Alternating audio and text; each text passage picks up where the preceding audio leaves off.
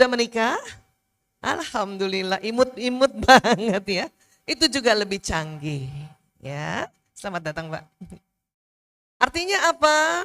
Setiap manusia yang lahir di era baru ternyata Allah ciptakan otaknya sekitar 100 miliar. Tapi lebih canggih, lebih sophisticated istilahnya. Cek 1, 2, ya.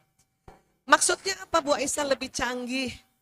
Lebih canggih itu maksudnya otaknya ini lebih mampu menampung data-data dan informasi.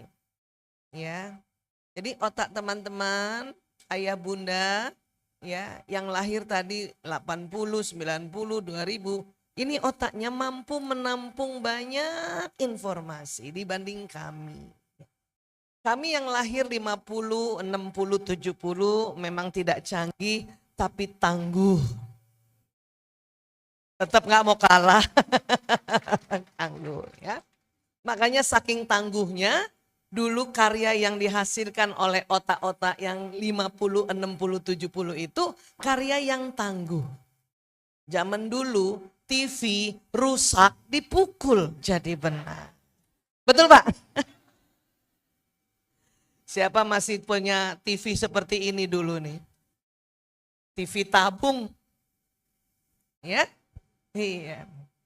Dulu setiap malam itu ada acara Dunia Dalam Berita. Masih ingat Pak, kita nostalgia ya Pak? Suatu ketika Dunia Dalam Berita yang bawakan Anita Rahman. Goyang-goyang. Saya lihat sambil nonton TV pas goyang-goyang terganggu. Terus saya bilang, ibu saya di dapur. Ibu, TV-nya goyang-goyang. Terus ibu saya bilang di dapur apa? Pukul nak, pukul. Betul ya? Iya kan? Saya pukul atasnya. Jadi benar. Suatu ketika juga goyangnya kencang. Dipukul atasnya jadi pelan. Ibu, masih goyang. Apa kata ibu saya? Pukul lagi nak. Sebelah mana ibu? Sampingnya. Oh, sesampingnya. Betul. Makanya kami generasi yang dulu ini kalau nakal dipukul jadi benar. Sesuai otaknya. Sekarang bisa TV ibu dipukul? Hah? Apalagi kecil ya sekarang ya. Kenapa begitu? Karena yang menciptakan alat-alat sekarang itu memang otaknya Allah ciptakan, sel otaknya canggih. Dan ya, cara kerja otak era sekarang digital. Di mana dia cepat menyerap data, cepat menyimpan dan cepat diakses. Ya, makanya muncullah karya digital. Paham sampai sini ya Bu ya? Itu ciptaan Allah.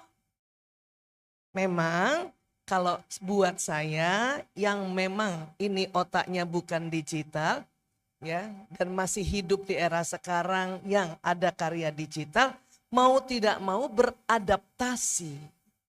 Ya, beradaptasi. Dan cek 1, 2. Mic-nya nggak usah di kotak-katik lagi kayaknya ya, yang penting udah kedengaran ya. Ujung sana kedengaran Bu? Insya Allah. Ujung sana kedengaran Bu? Mudah-mudahan yang di luar kedengaran ya. Karena kalau tidak nanti ibu kaget-kagetan. Baik, kembali ya. Jadi memang otak kita itu Allah yang ciptakan. Sama bentuknya tetapi ada perbedaan. Karena sewaktu ibu hamil sekitar 9 sampai 10 bulan. Itu juga mempengaruhi ya kerja dari sel otaknya janin. Nah sekarang. Bagaimana sih sebetulnya kerja otak ini? Kerja otak ini nanti saling mengikat. Gini dia nanti Bu, Pak. Nah tuh. Tuh lihat, terikat, tali-talinya terikat. Jadi ibarat ini laptop saya hubungkan dengan laptop lain, ada tali-talinya. Begitu di otak. Dan kerjanya cepat. Ini baru slow motion ini pelan ini. Ya. 1 detik 2 juta sambungannya. Coba angkat tangan lagi ibu. Ya. Sekarang pegang bahu teman sebelah kanan. Nah, itu ibarat otak tersambung. Jangan dilepas dulu, Bu. Ya, kiri lagi, kiri. Ini jangan dilepas, tetap kiri. Nah, ini biar ayah bun, ibu-ibu kenal teman kanan kiri ya. Ini sambungan kedua. Kaki kanannya bisa. Susah ya? Ini baru 2 sambungan teman-teman, ibu-ibu, bapak-bapak. Otak kita nih, satu saja bisa 20.000 sambungannya. Bahkan bisa loncat sambungan sini ke tengah, ujung sana ke sana, bahkan juga keluar sana. Seperti itu otak kita, Allahu Akbar. Ya Allahu Akbar.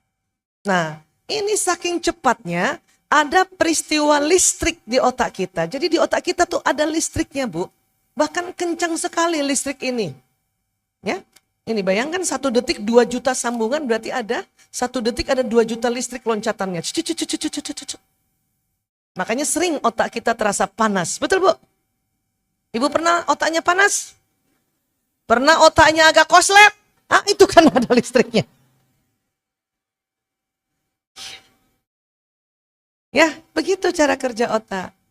Bu Esa kenapa sih ngomongin otak? Justru karena kita mau bilang atau mau belajar pendidikan, harus tahu apa yang terjadi seseorang apabila dibimbing, ya, dinasehati, dididik, diajar. Itu terjadi sambungan. Dan sambungannya tidak bisa cuma 1 kali.